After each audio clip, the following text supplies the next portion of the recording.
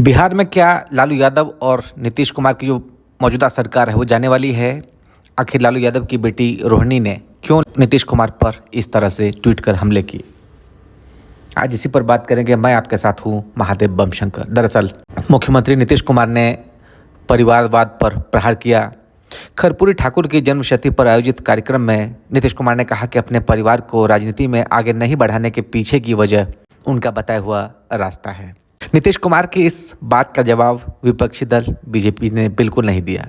जवाब अगले दिन लालू यादव की बेटी की तरफ से आया, आरजेडी की तरफ से आया। सत्ता में नीतीश कुमार के साथ लालू प्रसाद यादव की पार्टी राष्ट्रीय जनता दल की तरफ से उनकी बेटी रोहिणी आचार्य ने दिया। यह जवाब बहुत कड़क था और सोशल मीडिया पर दिन भर छाया रहा और इसकी वजह से उथल पुथल मच गया।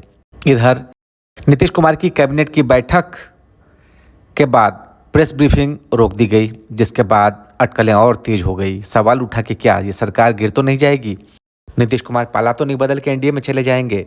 दरअसल इसके बैकग्राउंड में अगर देखें तो 23 जनवरी को जब जननायक कर्पूरी ठाकुर को भारत रत्न दिए जाने का ऐलान हुआ तो मुख्यमंत्री नीतीश कुमार ने इसके लिए केंद्र सरकार और मोदी को धन्यवाद दिया।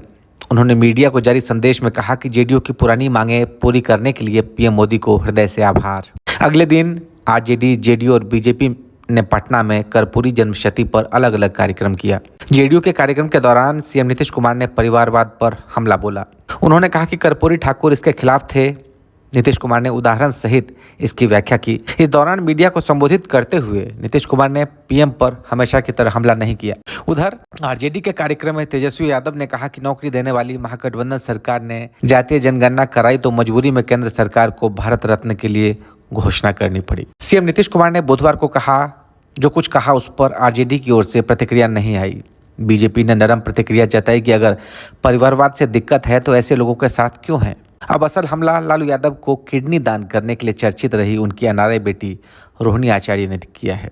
रोहिणी ने सबसे पहले सोशल मीडिया एक्स पर लिखा, अक्सर कुछ लोग नहीं देख पाते हैं अपनी कमियां, लेकिन किसी दूसरे पे कीचड़ उछालने की करते हैं बदतमीजियां। इस वाक्यांश में कहीं भी नीतीश कुमार का नाम नहीं है, लेकिन मूलतः ये हमला सीएम नीतीश कुमार पर किया गया। और स्पष्टता के लिए रोहिणी ने कुछ देर बाद अगली लाइन लिखी, खींच जताए क्या होगा जब हुआ न कोई अपना योग्य, विधि का विधान कौन टाले जब खुद की नियत में ही हो खोट। रोहिणी की इन पंक्ति ने साफ कर दिया कि उनका हमला नीतीश कुमार पर ही है। जब नीतीश कुमार बीजेपी के साथ जनादेश लेकर उसके सीएम थे तो आरजेडी ने मुख्यमंत्री नीतीश कुमार के बेटे को लेकर कुछ इस तरह की टिप्पणी की थी। जब वो महागठबंधन के सीएम बने तो ऐसी टिप्पणियां रुक गई। तो रोहिणी यही नहीं रुकी, उन्होंने फिर लिखा, समाजवादी पुरोधा होने का करता है वही दावा, हवाओं की तरह बदलती जिनकी विचारधारा। ये लाइनें भी नीतीश कुमार को लेकर है, क्योंकि उन्होंने एक बार आरजेडी के साथ जनादेश लेकर बीजेपी का दामन थामा और फिर बीजेपी के साथ सरकार बनाने के लिए वोट लेकर आरजेडी के साथ मुख्यमंत्री बने हुए हैं। इन सब के बीच अब सवाल उठ रहा है कि आखिर कौन है रोहिणी आचार्य, लालू यादव की अनारई बेटी जिन्होंने किडनी दान किया।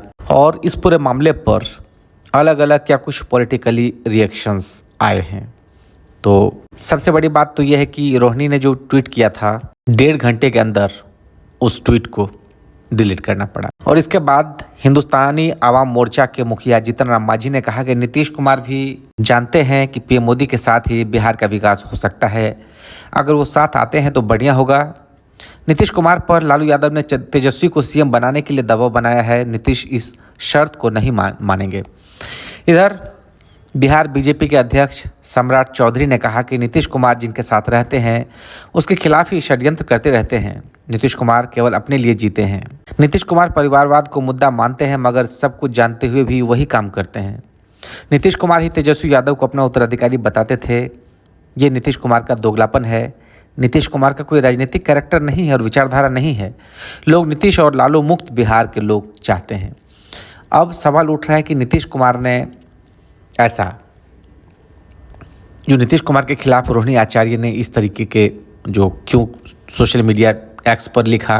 और दूसरा सवाल ये कि हवा की तरह बदलते विचारधारा, तो ये तो जाहिर तौर पर नीतीश को लेकर ही कहा गया, उनके संदर्भ में ही कहा गया, क्योंकि नीतीश कुमार लगातार जब वो आरजेडी के साथ चुनाव जीते तो उसके बाद वो चले गए और अगले किसी और दूसरी विपक्षी पार्टी के साथ मिलकर सरकार बना ली, तो ये उनके लिए कोई नई चीज़ नहीं थी।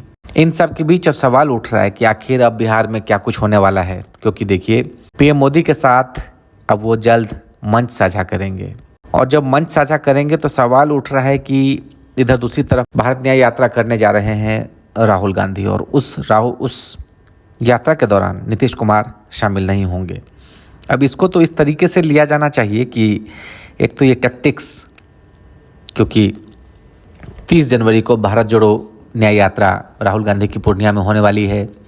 ऐसा कहा जा रहा है कि उस दिन 30 जनवरी को नीतीश कुमार पटना में एक कार्यक्रम में शामिल होंगे और वो वहाँ पर नहीं जाएंगे। तो सवाल उठ रहा है कि एक तरफ जहाँ ममता बनर्जी ने राहुल गांधी के साथ भारत न्याय यात्रा में शामिल होने से इनकार किया और कहा कि पश्चिम बंगाल की सभी 42 सीटों पर हम खुद चुनाव लड़ेंगे, और दूसरी तरफ नीतीश कुमार का इस तरह का बयान, और इन सब के बीच बिहार में नीतीश कुमार सरकार के अल्पसंख्यक कल्याण मंत्री और जेडीयू नेता जमा खान ने भी रोहिणी आचार्य के ट्वीट पर रिएक्शन दिया। जब उनसे रोहिणी द्वारा किए गए ट्वीट को लेकर सवाल किया गया तो जमा खान ने कहा कि रोहिणी आचार्य को ऐसा नहीं कहना चाहिए, पता नहीं उन्होंने ऐसा कैसे कह दिया। अब देखिए इसके बैकग्राउंड में आपको ये भी समझना पड़ेगा कि इससे पीछे नीतीश सरकार में 3 मंत्रियों का विभाग बदला गया। उसमें एक विभाग था चंद्रशेखर का, जो आरजेडी कोटे से मंत्री, शिक्षा मंत्री थे, उनको वहाँ से हटा दिया गया।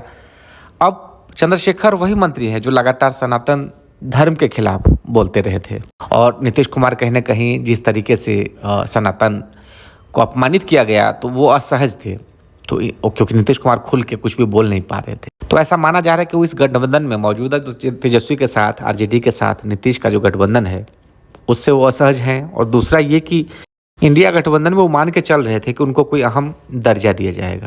इसके अलावा एक बात ये भी है कि रिपोर्ट्स में कहा गया कि नीतीश कुमार चाह रहे हैं कि लोकसभा चुनाव के साथ ही 2024 में विधानसभा चुनाव हो जाए, और लालू यादव नहीं चाहते हैं। लालू यादव चाहते हैं कि पहले लोकसभा चुनाव हो जाए, उसका रिजल्ट देख लें, उसके बाद फिर हम विधानसभा चुनाव में जाएं। तो ऐसे में अगर नीतीश कुमार ने बीजेपी के साथ आकर सरकार बनाते हैं और उसके बाद विधानसभा भंग करते हैं, तो ये ज़्यादा संभावना है कि 2024 में ही लोकसभा चुनाव के साथ विधानसभा चुनाव भी हो सकता है। और मुझे लगता है कि कहीं ना कहीं इसका सीधा फायदा नीतीश और बीजेपी दोनों को मिलेगा अगर मिल के साथ ये बिहार में चुनाव लड़ते हैं तो। और ये आज की बातचीत यहीं तक। महादेव बम शंकर को इजाज़त दीजिए, वीडियो को लाइक करिए, साथ ही चैनल को सब्सक्राइब करिए। बहुत बहुत शुक्रिया आप सभी का।